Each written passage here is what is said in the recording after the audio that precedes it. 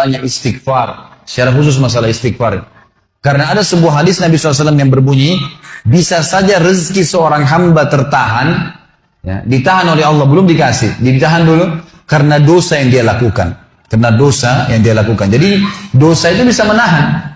Bisa saja kita mau coba masuk proyek gagal, coba istighfar kepada Allah SWT. Kan? Jadi memang ada dosa yang mengganjal, intinya begitu. Pernah ada 3 orang datang kepada Hasan Basri rahimahullah, seorang ulama tabi'in yang masyhur. Datang 3 orang ini, dan Hasan Basri ini juga terkenal dengan kesolehannya. Kalau ngomong selalu surga, neraka, rahmat dan taubat dan azab. Itu saja berputar perkataannya Hasan Basri rahimahullah. Jadi orang sering datang ke rumahnya minta nasihat. Ada 3 orang datang satu hari antri di rumahnya, yang satu masuk mengatakan, wahai imam, wahai kiai, wahai ustaz, saya sudah lama menikah dengan istri saya ini, tapi belum dapat anak. Sudah 10 tahun nikah nggak dapat anak.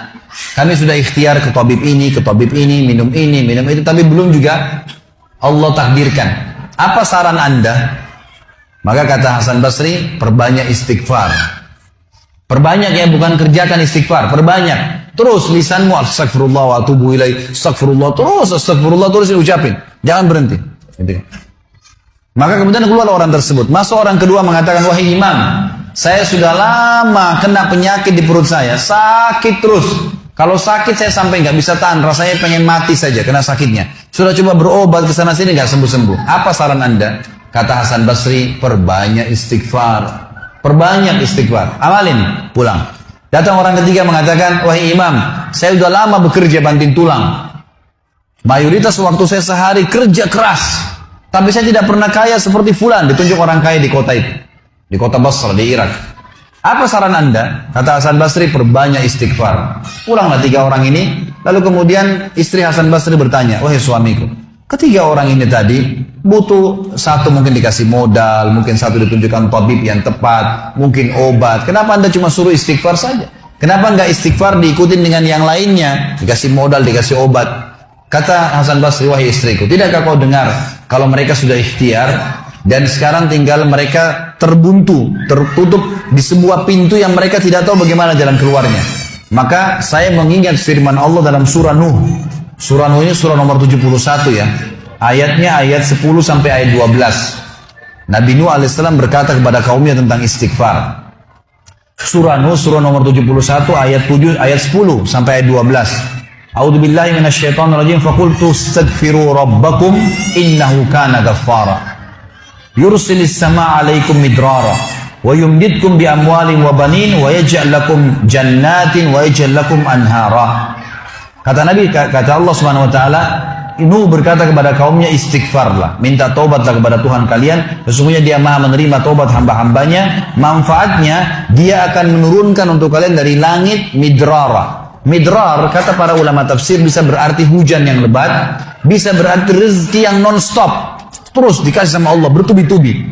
Dan dengan istighfar Allah akan memperbanyak harta dan keturunan kalian, dan Allah akan jadikan kebun-kebun kalian lebat, dan Allah akan suburkan juga seluruh sungai-sungai kalian.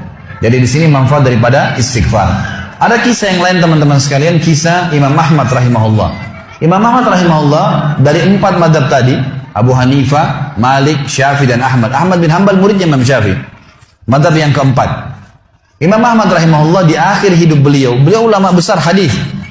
Di akhir hidup beliau pernah terlintas di benaknya untuk mendatangi sebuah kota di Irak. Kenapa ke sana nggak tahu. Pokoknya pengen ke sana gitu. Imam Ahmad pergi ke sana.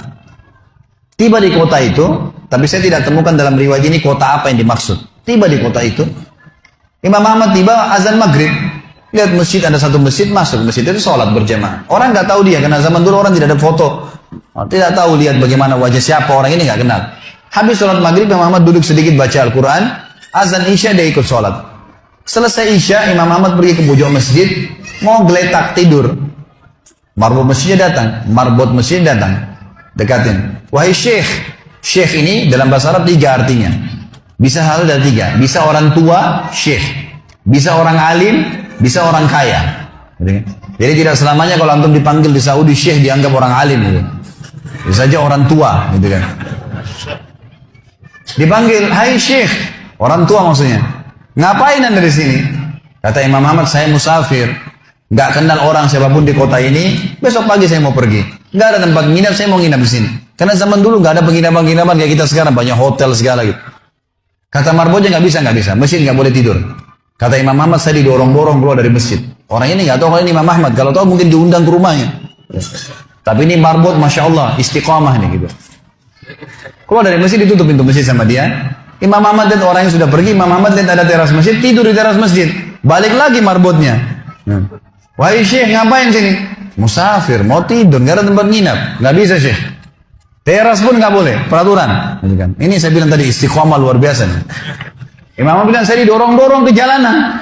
Dorong ke jalanan. Waktu saya lagi didorong ke jalanan, ternyata masjid bersebelahan dengan kios penjual roti. Ada satu orang penjual roti di sebelah masjid. Lalu dia mengatakan, Syekh, dipanggil Imam Ahmad. Silakan ke tempat saya. Imam Ahmad pun datang. Dia bilang, saya punya rumah tidak jauh dari sini. Ini kios saya, ada ruangan tempat tidur saya. Silakan anda pakai nginap, besok anda mau pulang silakan. Kata Imam Ahmad menceritakan tentang keadaan dia dengan penjual roti ini. Dia bilang ada satu perilaku penjual roti ini yang unik. Imam Ahmad tertarik dengan itu.